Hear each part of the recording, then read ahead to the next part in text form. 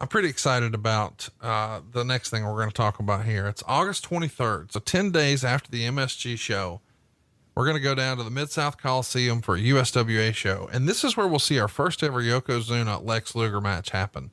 It's non-title, of course. That allows Lex to pin Yoko after a body slam, clothesline, and elbow drop. But what's fascinating about this is the same show where Vince McMahon is playing heel for the very first time, interfering in Jerry Lawler versus Paul Neighbors. Of course, Vince is going to interfere by tripping Jerry Lawler. And I think a lot of fans have seen online where Vince did a heel promo leading up to this show and he's in Neighbors' corner. Man, this is a big moment for an independent like USWA. I know it's going to become like a developmental territory for you guys, but to not only have the world champion there and what's going to be your SummerSlam main event there, but to also have Vince McMahon as we've never seen him before. This is quite the coup that happens here in Memphis. That's as you had never seen him before. I'd encountered the heel Vince McMahon for years before that. Yeah, it was. And that was one of the reasons that Vince even agreed to go. He wanted to see the match with Lex and Yoko. So it was a good reason for him to be there. And while he's there, fuck up Jerry Lawler's match. It's a win-win.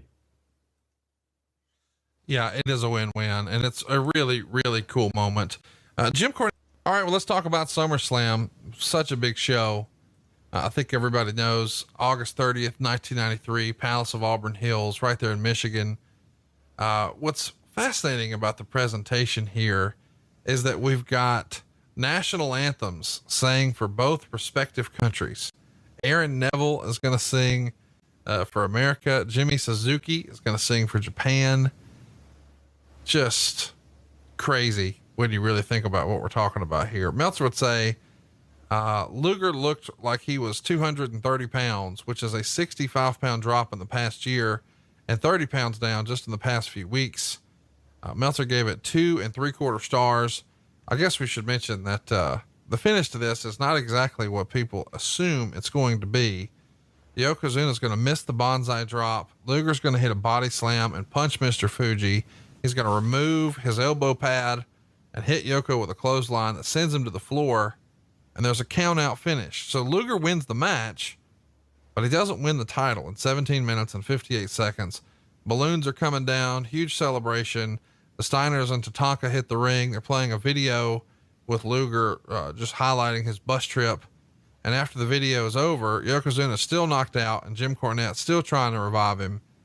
And they're trying not to emphasize that Luger hadn't won the title and instead just pushing that Luger won. 2 3/4 in the Observer. It is a little weird though. It does feel like it's set up for this big crowning moment for Lex Luger, and it looks like it and it feels like it, but it's really not. Yeah. Vince wasn't sold. He just wasn't 100% sold on Lex.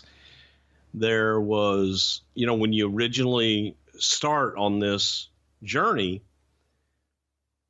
I think we all kind of started it with the end result being, okay, Lex beats him and that's your guy. Okay, let's go.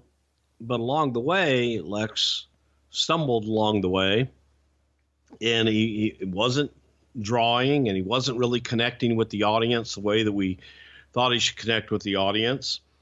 And Yoko was. People were believing in Yoko. So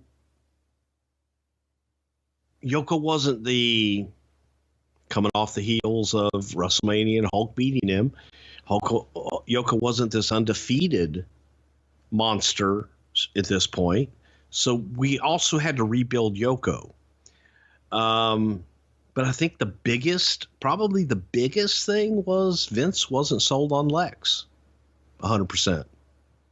He wanted to build Lex more and see if Lex could withstand the test of time. So his idea was we'll just keep going with Lex. We're going to keep pushing him. And if they're going to get behind him, they'll get behind him on the chase. So that decision was made well ahead of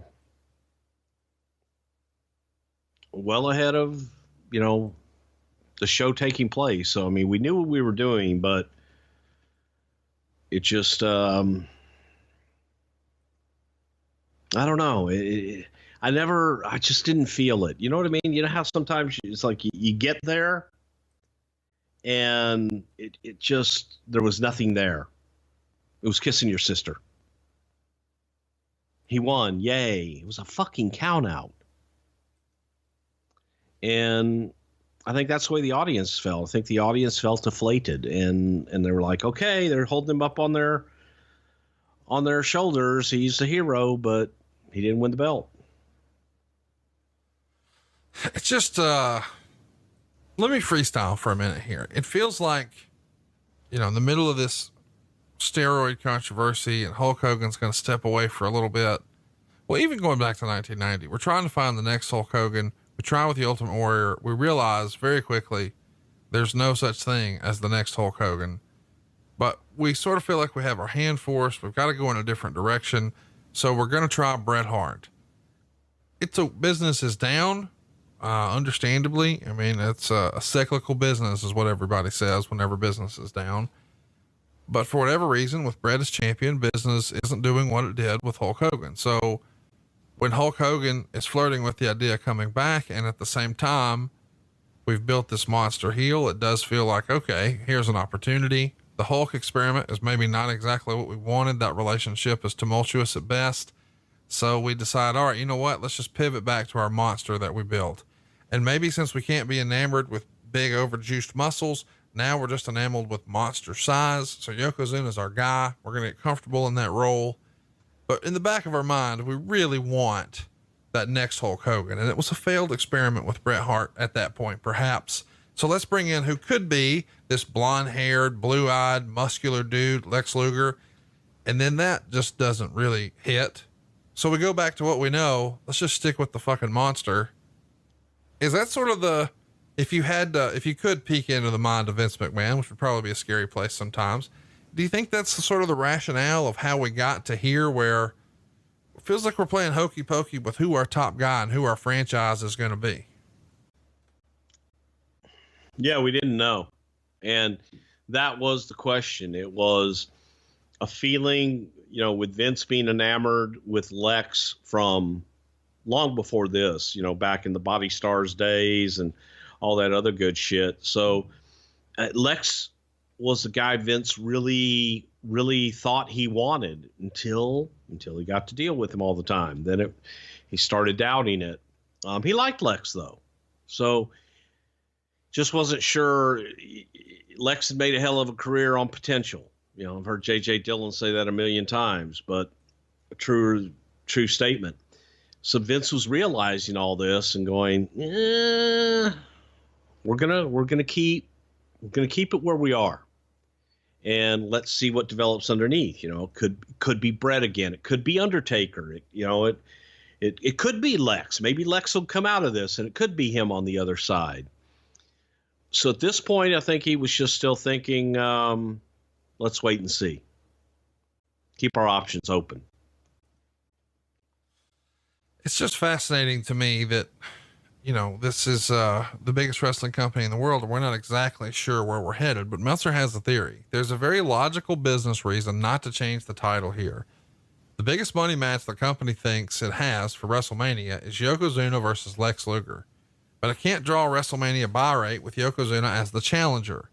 The scenario that seems to make sense is for Luger to be denied a title shot because of the no return clause, and then being forced to win the Royal Rumble to get a shot at WrestleMania, which he would. Whether it was a good or bad decision will be determined by the fall or by the fall business. I think that's an interesting theory. Can you speak to, let's go back to August of 93. Do you think that's the idea at that point of, hey, it doesn't make sense. People don't want to see Yoko chase for the title. We need a babyface to chase for the title. And maybe that could be our WrestleMania moment. Well, that's his theory, and he's completely guessing there. As I just said, I mean, from our point of view, it was we really had three guys we could go with: Lex, Bret, or Taker, and Vince was leery of Taker at that point, because he was like, God damn, I don't want to saddle him with the championship. Then, then what do I do? But Taker was definitely in the conversation, but the conversation involved those three.